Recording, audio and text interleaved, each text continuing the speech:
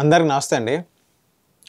YS Jaganmohan Reddy గారు ప్రమాణ స్వీకారం చేయడానికి ఏర్పాట్లు మామూలుగా లేవు. నిజం చెప్పాలంటే ఏదైతే వైసీపీ వాళ్ళు చేస్తున్న హడావుడి, ఏదైతే క్యాడర్ చేస్తున్న హడావుడి మనం చూస్తుంటే ఓవర్ కాన్ఫిడెన్స్గా ఉంది. ఎందుకంటే ఇప్పుడు వాళ్ళే చెప్తున్నారు వైసీపీ వాళ్ళు, వైజాగ్ వెళ్ళడానికి ట్రైన్ టికెట్స్ అన్నీ బుక్ చేసాం, ఫ్లైట్ టికెట్స్ బుక్ చేసాం, హోటల్స్ అన్నీ అక్కడ బుక్ చేసాం, ఏది దారి లేదు, హోటల్స్ మొత్తం అక్కడ ఫుల్ అయిపోయినాయి అని వైసీపీ వాళ్ళు విపరీతంగా ప్రచారం చేసుకుంటున్నారు. రియాలిటీలో చూస్తే ఏదన్నా మన ఫోన్లో మొత్తం తెలిసిపోతుంది, ఏది హోటల్స్ ఖాళీగా ఉన్నాయి, ఏది ఖాళీ లేవు అనేది.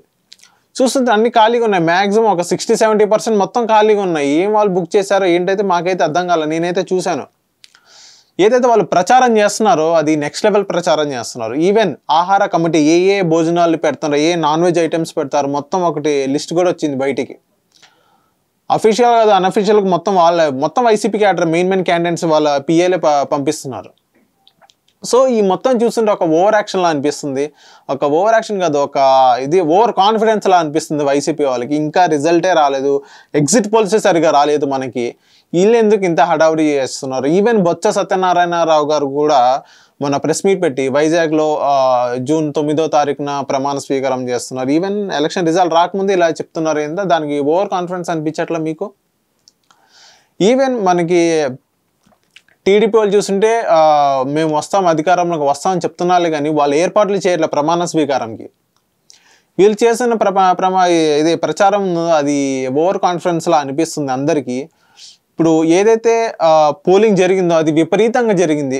ఇండియాలోనే ఆంధ్ర రాష్ట్రంలో గట్టిగా 81.86 పోలింగ్ శాతం ఎలక్షన్ అనేది పోలైంది.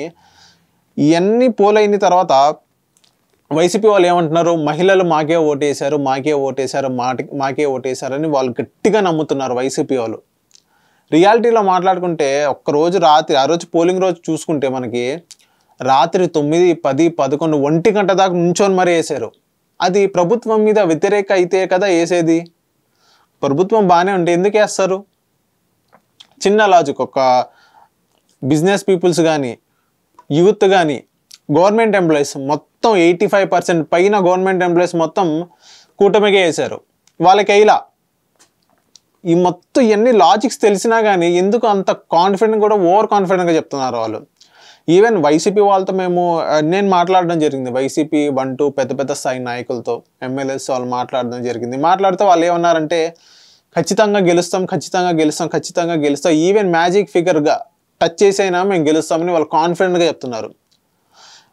ఆఫ్ ది రికార్డ్ అలాగే చెప్తాను, ఆన్ స్క్రీన్ లేకపోతే నేను పర్సనల్గా మాట్లాడి, ఏం సార్ ఏమైంది, ఇలా వచ్చిద్దా రాదా మీ పార్టీ అధికారంలో అంటే వాళ్ళు ఇంకా కాన్ఫిడెంట్గా ఉన్నారు, ఖచ్చితంగా వస్తాం.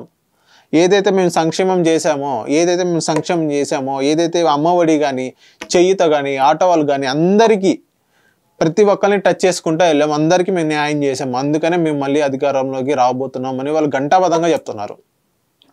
ఈవెన్ టీడీపీ వాళ్ళతో మేము మాట్లాడడం జరిగింది.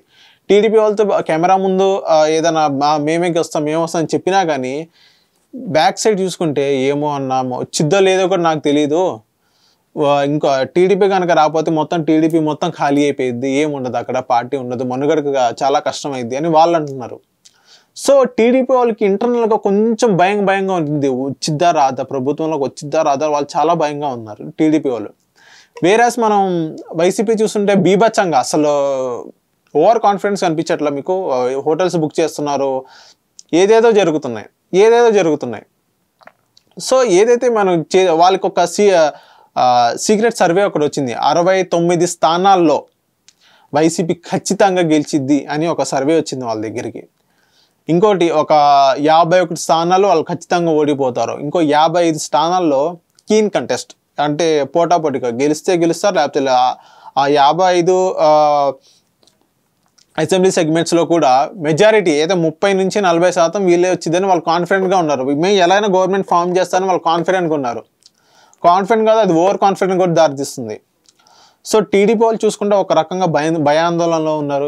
వేరే వైసీపీ చూసుకుంటే వాళ్ళు ఖచ్చితంగా చెప్తున్నారు, మేమైతే అధికారంలోకి వస్తాం, ఖచ్చితంగా వస్తామని చెప్తున్నారు వాళ్ళు. సో ఇక ఎగ్జిట్ పోల్స్కి కరెక్ట్గా ఒక 1 వీక్ దాకే ఉంది, ఒక 4-5 డేస్ మాత్రమే ఉన్నాయి ఎగ్జిట్ పోల్స్కి. చూద్దాం ఏ పార్టీ వచ్చిద్దో ఏదో అనేది ఎగ్జిట్ పోల్స్లో మనకి క్లియర్ కట్గా తెలిసిపోయింది.